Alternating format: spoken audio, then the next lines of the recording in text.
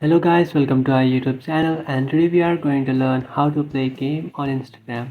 So let's get started. So if you want to play game on your Instagram app, what you have to do is just simply open up your Instagram application. After opening up your Instagram application, now in order to play a game, what you can do is just simply tap on this message or arrow icon which is on the top right corner of your screen.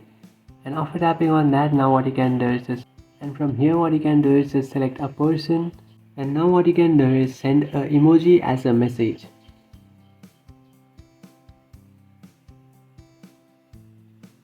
And after sending it, now what you can do is just tap on it.